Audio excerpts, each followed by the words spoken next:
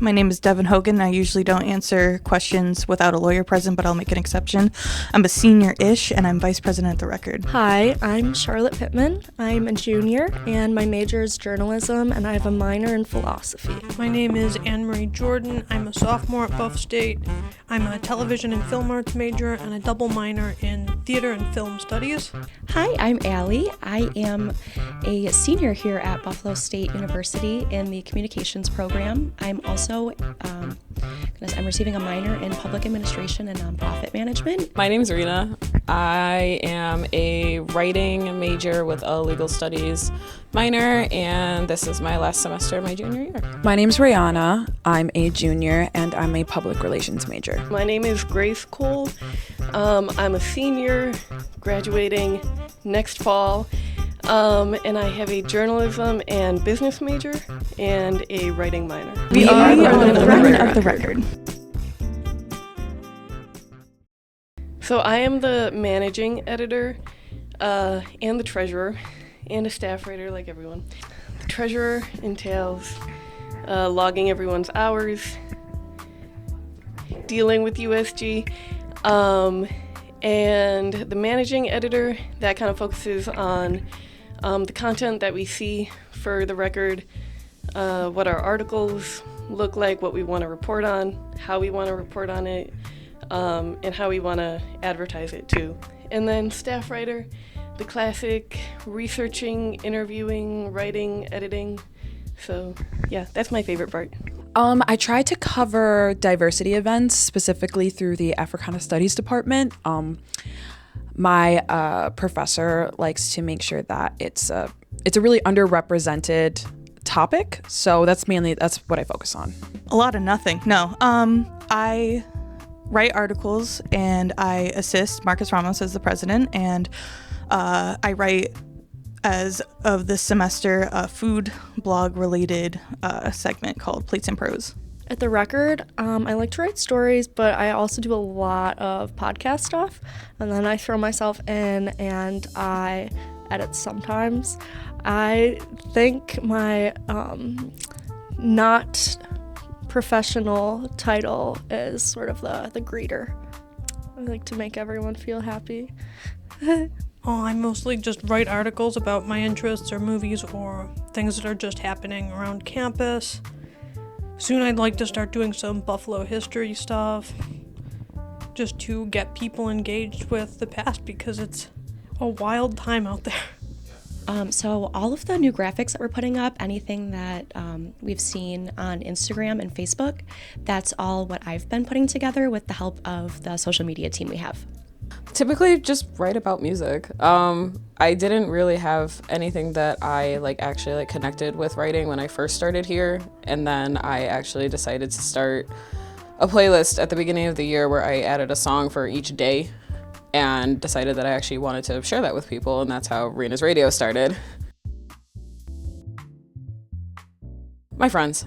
I love everyone here. It's like the rest of my life is so chaotic that when I need a breather and I need to sit with just people that I love and will kind of just be a safe spot and let me rant, I come here. It's like home. I think the people, it's a really nice community. Everyone here is super sweet, and even though our interests and stuff are super diverse, we all just come together and have a good time. Besides the obligation, I love the group that we have going, especially this semester, last semester. Honestly, the last 2 years. We've just had a great group growing, and we have a nice core group, and we're all friends. And so as much as we talk business during the Record meetings, it is a lot of side conversations, catching up with everybody, bouncing ideas off of each other. So there's a really good camaraderie there. The friends that I've made, and having a place 2 times a week where if class is boring or difficult, that I get to relax and hang out, and it gives me something that's not academic, but it's academic adjacent, but it has a little less pressure, and it's just nice to write about something that isn't major related. friends. Like I like writing, and I like, you know, the idea that I could put something on my resume. But the first day that I came, when I met Charlotte, almost immediately out of the gate, she was like, "Hi, how are you? What's your name?" And she was like one of the most welcoming people I've ever met in my life. And everybody was just so friendly, and it's very rare to just click with a group like that quickly. And it was amazing for me last semester because it was my first semester here, so it was like a really great way to make friends. And just since then, like, even though I don't really have classes on Tuesday, Thursdays as much, like I still like to come every once in a while just to see you guys and hang out and catch up. Probably the people. I think that everyone here is really inspiring. There's a passion that everyone around me has, whether it's for their specific beat or just for writing in general. And it's inspiring to be around, and everyone's good people, and it's good to surround yourself with good people. Honestly, I would say just the culture that we have, like the people that are in the room, everyone is so inclusive. Everyone is trying to make everyone laugh every chance they get. Like there's just a lot of like good camaraderie between everyone. So I joined hoping to make some friends when I actually like got back to campus. I was an online student before. And I mean, everyone in the room, like really, really inclusive, really supportive, great friends. Well, I know there's a lot, especially like social media aspect. There's a lot trending with the hashtag women in men fields. As a woman, I feel like we do just we're typically told what our place is, if you will. So for me, I struggle to stay in the box that women are put in. I like to be as outgoing as possible, trying new things. And I also grew up in a very, very involved sports family. So that being a male-dominated sport, I would say that is the biggest challenge, is finding my place in the wrestling world. I would say, especially in 2026 with social media and just how mean people are, like in this day and age, like social media is definitely a huge challenge, because if you say anything like, oh my gosh, especially in like what like people consider a male-dominated field, like sports or anything like that, you just get eviscerated online because people either think you're wrong or people think you shouldn't be talking about it or anything like that. I would say that's probably my biggest challenge. It's rough. Everything going on politically in the world right now is really hard. And I don't want to say that it's any less hard for men, because it's really the stuff that's going on, it's affecting everyone. But as a woman, and a brown woman specifically, with the area that I grew up in was very predominantly white. And so some of the problems hit specifically close to home. Like there's the issue on abortion, the issues on immigration, and there's that debate of like this idea that when I get passionate about something, am I being too emotional about it? Because it's not affecting me, you know, like, am I being dramatic? Am I being too much on the internet? All that stuff. And I think that that's also all that idea that I am being too emotional definitely comes from me being a woman, that idea that people have said that to me before. So I'd say that's one of the hardest things currently in America in 2026 about being a woman, and especially like being a brown woman. Women have always faced many, many problems in our society, and I think as much as we have grown, there is still these lingering ideas that you have to take women less seriously, or that, you know, you need to accommodate them more, and it's a challenge, and it's not fun. I think what I always think about is that, like, I am a queer woman journalist, and that right now it's not the best environment for that demographic. And I think when you think about Trump dealing with female journalists, you know, we see a lot of videos where he's just degrading them and not taking them seriously at all. And these are very, very accomplished women in their life, in their fields. And they at the very least deserve the respect to listen to them and to answer their questions. And at every step, you know, he's just shooting them down. And I think that's one of the biggest challenges in this field for women. Definitely motivates me. I want to be one of the women in the White House giving Trump a respectfully dirty look, if, you know, he ever does that. I don't know if you want to put this part in the video, but the joke that a journalist's greatest accomplishment isn't the Pulitzer Prize, it's being killed by the CIA. You're doing the good work. Going into this semester where I'm doing a surrealist Cold War drama as my television and film arts thesis, I think being a woman in that space that is traditionally for men and then just promoting the heck out of that movie is really hard to do, even when you're just talking about it in class. Waking up and worrying about what the headlines are gonna say. I feel that sometimes I don't get taken seriously, especially in like a professional setting. I feel like I either have to dumb myself down or I have to prove, like, if you can't tell by my posturing, that I'm very logical and kind of robotic. So I feel like I have to prove myself just as much, like twice as much, to try to get to the point that someone with 1 times the effort could do. But I don't know, maybe I'm crazy. I'd say a challenge that I face as a woman is I think people very quickly perceive me as dumb. I'm a very bubbly person, and I know that, and sometimes I talk a lot, and I think that people are very quick to think that I am stupid, or that sometimes when I say things about something I'm passionate about and I really get talking, I've been told I didn't expect you to know that, or to be able to talk about that, or to have that depth of a conversation with you. And I'd say that's the main struggle I face as a woman in 2026. In 10 years, to be honest, I don't know if I'll be in Buffalo. I know at least for 5 years I want to travel. I want to see a lot. I want to learn about a lot of different cultures, kind of expose myself to more of the world. In 10 years, I'll probably either be married with kids, or I will be dedicated to being single for the rest of my life and out in Europe somewhere.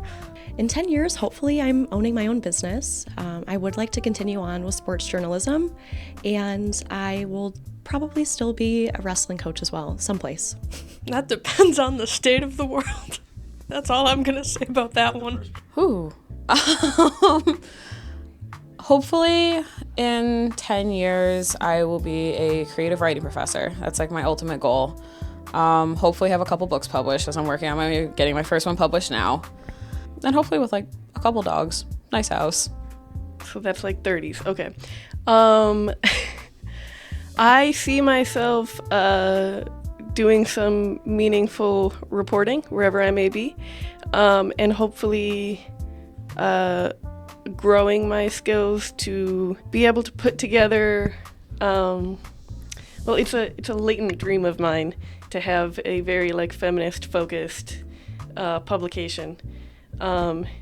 So that would definitely be something I'm working towards at that point.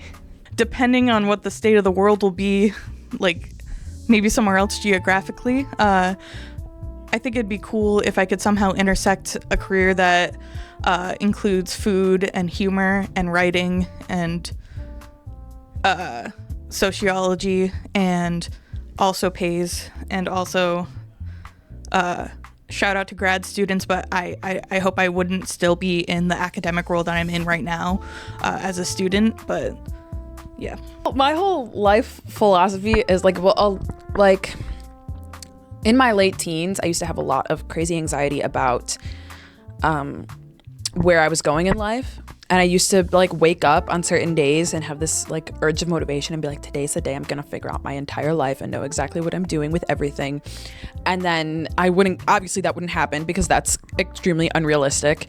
And then I would become depressed and I would think that I was falling behind, and it was like an endless cycle until like I eventually realized that one, for the most part, any plan you make now in your early 20s most likely is not what's actually going to happen. Like, you never really know what's going to happen. And also, as long as you keep moving forward, it's okay if you don't see exactly where you're going to be in a couple years. Like, it's okay to not know exactly what you want to do, exactly where you're going to end up. Like, just keep moving forward, keep taking on opportunities, keep pursuing the things you like, and try on like this yes and attitude. Like, don't say no to things. Try and take every opportunity that comes to you, and eventually you'll end up somewhere great. At least that's what I like to think, you know, as long as you're responsible. But that's kind of the idea I've had. So like when someone say, where do you see yourself in 10 years? My first thought is, I don't know, but that's okay. It's okay that I don't know. So much. No, I probably my humor and my brain. I used to not think I was very smart. And then I kind of left my social circles of high school, where there's like, you know, one type of metric of intelligence, and then coming into a college sphere, realizing that I do have important things to say and I don't have to dumb everything down with a joke or cushion it or try to shave edges of myself off to be more palatable. That's something I'm still trying to learn, but I'll get it one day. The greatest part about being me is, I don't know, I have a lot of fun. I feel very passionate about everything in life. I have good friends. I have people who accept me for my authentic self. And I think the best part about being me is just being an outgoing person, being uniquely myself in the sense that, well, every way, and just having people who support me in that. Oh goodness, I guess the greatest part about being Allie, I am a very unique, I like to say I'm an acquired taste. My humor, sometimes it's a little dark, sometimes it's very like out there. I am very loud in general, which kind of matches with the outgoing. So I guess the best part about being Allie is just, you can't define me with one word. Like, there's a lot of words that could be used to define me. I honestly would say that it's everything that I've been through in my life has created my personality and me as a person. And I don't know, like my personality, my mom always says that my personality is one that she really has never seen in anyone else. So I would say like my personality and just how outgoing I am while also being quiet and like just being able to listen to people and everything like that. I love my personality. I would say that that's probably like my favorite part of being me, along with like being a writer. Oh, I don't want to like toot my own horn about like myself. Okay, yeah, I guess I've always been like naturally talented. When it like a lot of things come easy to me, like singing, drawing. I'm actually pretty athletic, even though I don't do any sports, which my dad's always been upset about. He mentions it to me every single time I talk to him. He's like, well, you know, you could have been really good at baseball. And I'm like, I know, Dad, I know. So, but in general, like performing, and a lot of that comes from the level of confidence that was instilled in me, like by my mom growing up. I feel like the fact that I'm so confident is what makes things come natural to me, because I always have this mentality. I talk to my mom, she's the same one, where it's like, I could probably do that. Like I see someone do something, I'm like, I could probably do that. Like I have this like confidence in myself that I love. And I also think it tends to draw people to me. Like I make really good people, and I make a lot of really good friends because I have this level of confidence that I think like draws people in. So overall, it's like one of my favorite qualities about myself.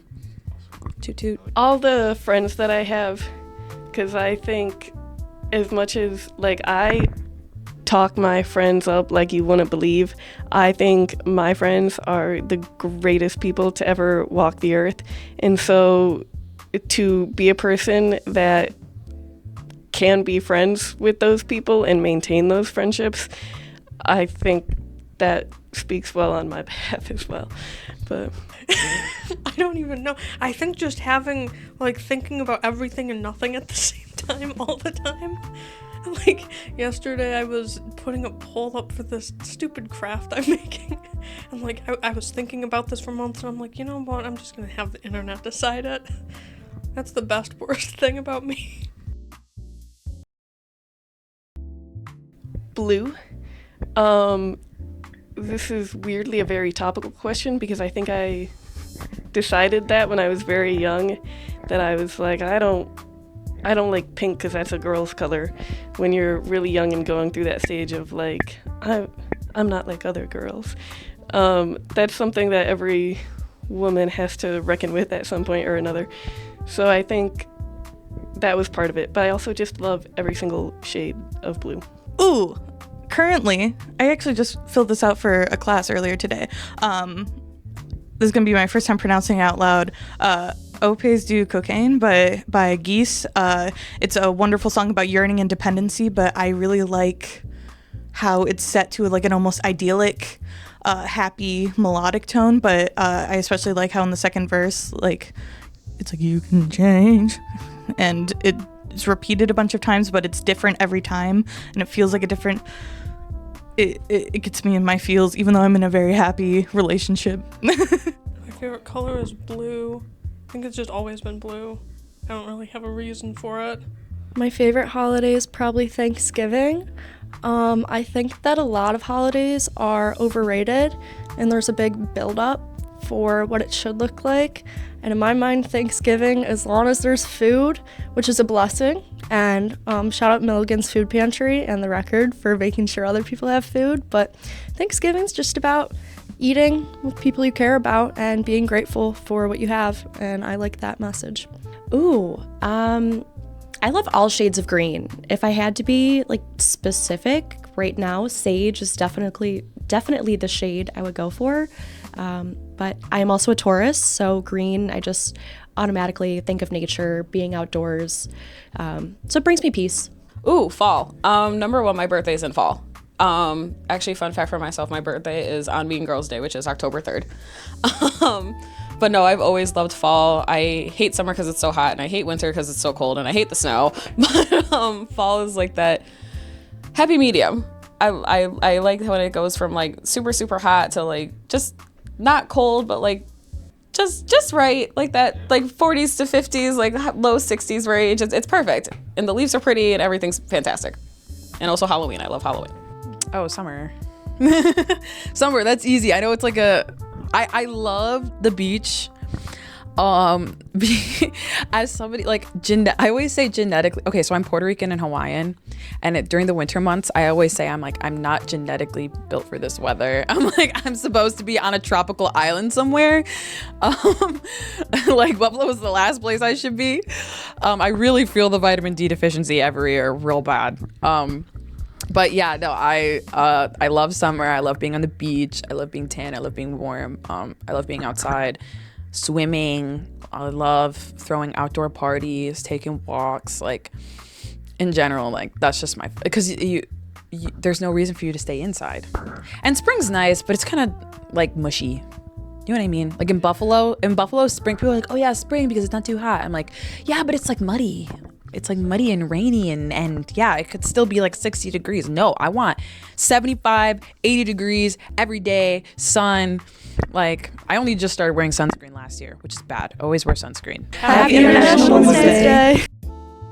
If you're free on Tuesdays and Thursdays during Bengal Pause, come join us. Woohoo! I can't wait to watch this in the next few days and be like, why would I say that the way that I did? And if I'm making too much eye contact to the camera, I'm not sorry. Woohoo! Very happy to be a woman, and I am very happy to be a part of a record with other strong women who are pursuing their dreams. Woohoo! I think this is important and really nice that the record is doing this. Woohoo! To every woman out there, you have a place. You have a place in society. You have a place with women themselves. Even if you are in a field where you may feel like you're like one in a million. I was a sports management major. It was literally 99 to 1 when I was one. You have a home, you have a place, you have a voice. Make sure you use it. Don't ever let it go silent.